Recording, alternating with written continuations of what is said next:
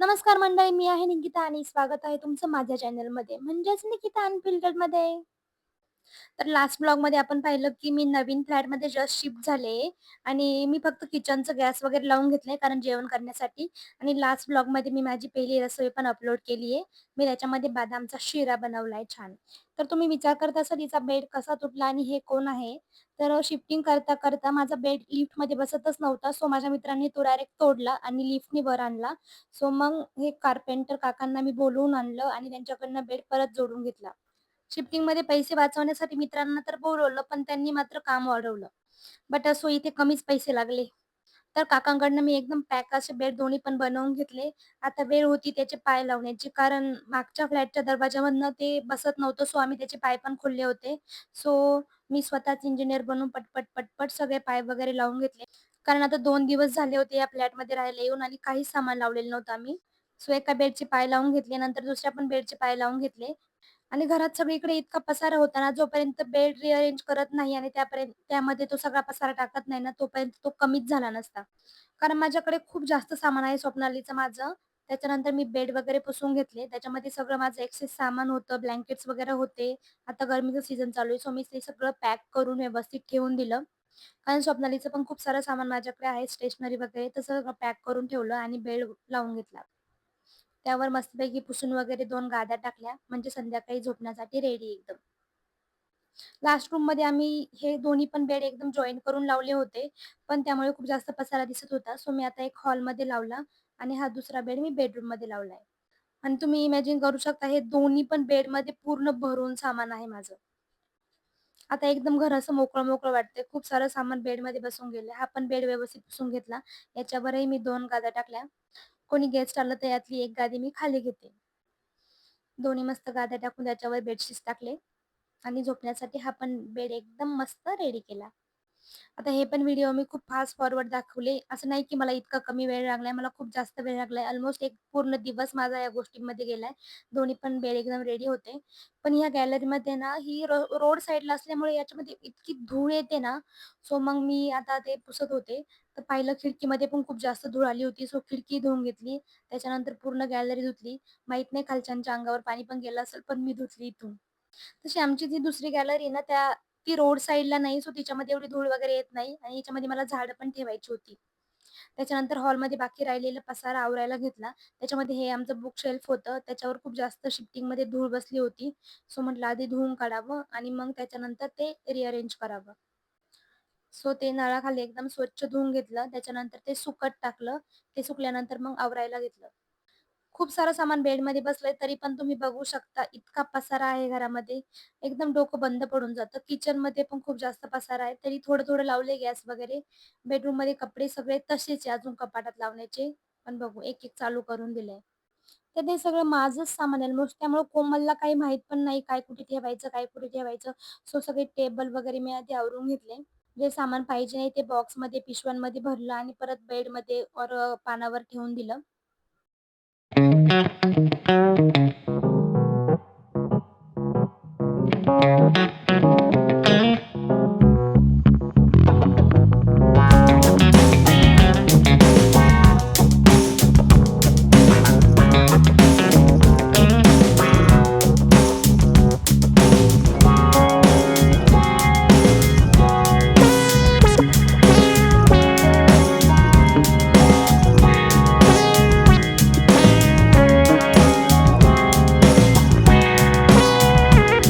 तर आता बरंच कव्हर अप करत आले. ह्या कॉर्नरमध्ये मला माझा मिरर लावायचा आहे. सो मी हा क्लीन करून घेते.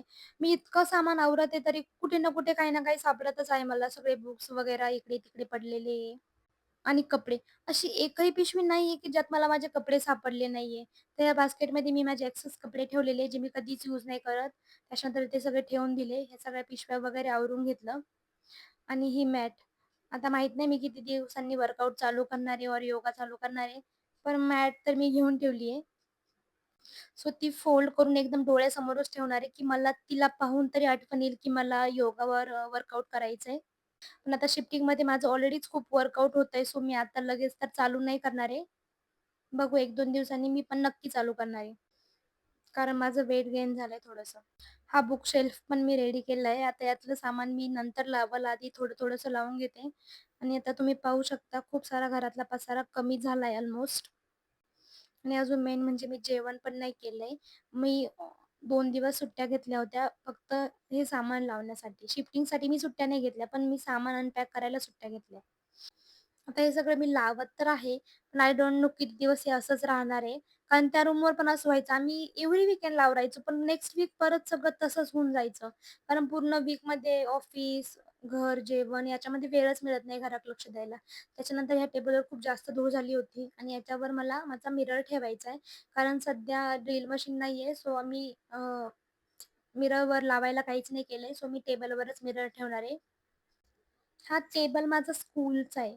Can you believe it? स्कूलचा. 10th असताना पप्पांनी घेतला होता आणि तो इतका चांगला निघालाय ना, लिटरली मी पुण्यात येऊन 5 वर्ष झाले. त्याच्यावर मी इतकं सामान वगैरे ठेवलंय. त्याचा फक्त एक बेल्ट निघालाय, पण तो बाकी ओव्हरऑल खूप चांगला आहे.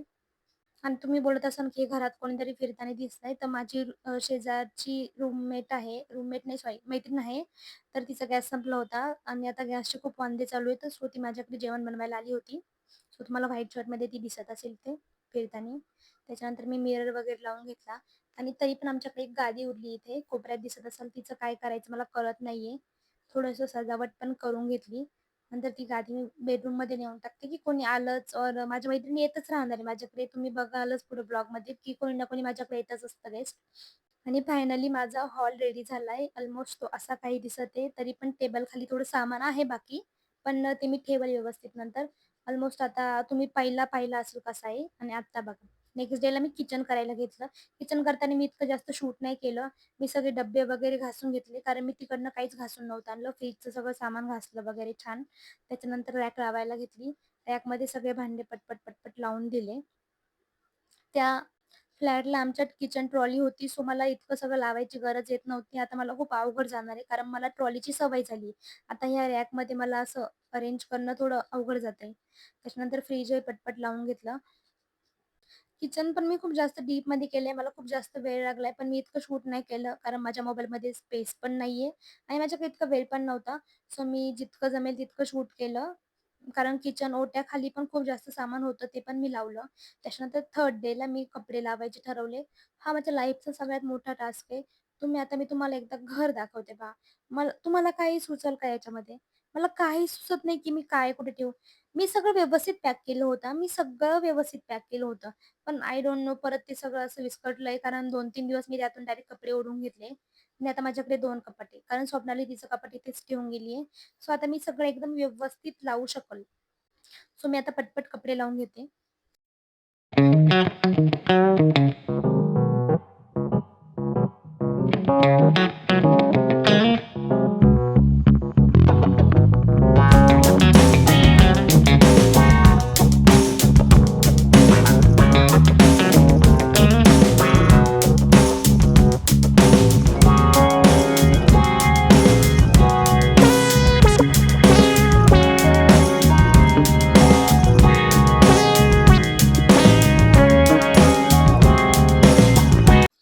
असं वाटत आहे, की 2 महिने कपडेच लावत होते, इतका वेळ लागला. पण फायनली माझे सगळे कपडे लावून झाले. इथे मी माझी जिम वेअर, क्रॉप टॉप्स आणि सगळे सॉक्स वगैरे ठेवले.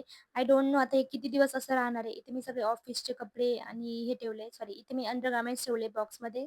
त्याच्यानंतर या साईडला सगळे डेली यूजचे कपडे. इथे सगळे वर जॅकेट्स वगैरे ठेवले, की इझी होईल घ्यायला. इथे डेली यूजचे कपडे, या साईडला टॉवेल्स वगैरे ठेवले. इथे सगळ्या माझ्या साड्या, याच्यामध्ये सगळे माझे विंटर क्लोथ्स, याच्यामध्ये सगळे ट्रेडिशनल क्लोथ्स आणि एकामध्ये वन पीस असं मी सॉर्ट करून ठेवलंय. या व्यतिरिक्त जे कपडे घालत नाही ते सगळे वर ठेवून दिले. ब्लॉग बघितल्यासाठी धन्यवाद.